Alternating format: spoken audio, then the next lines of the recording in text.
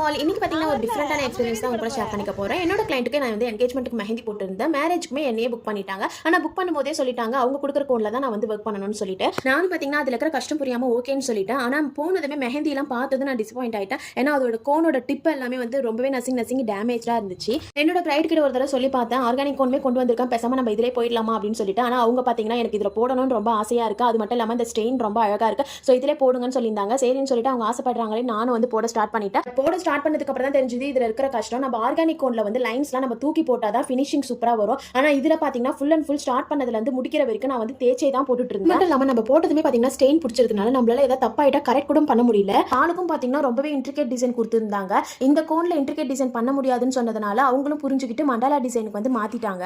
இந்த எக்ஸ்பீரியன்ஸை என்னால கண்டிப்பா மறக்கவே முடியாது. ஏன்னா நான் ரொம்ப கஷ்டப்பட்டு தான் நான் போட்டு முடிச்சிருக்கேன். இந்த மாதிரி இன்ஸ்டன்ட் கோன்ல போட்ட எக்ஸ்பீரியன்ஸ் உங்களுக்கு இருந்துச்சுன்னா கமெண்ட்ல ஷேர் பண்ணிக்கோங்க. நெக்ஸ்ட் வீடியோல பார்க்கலாம். Bye by.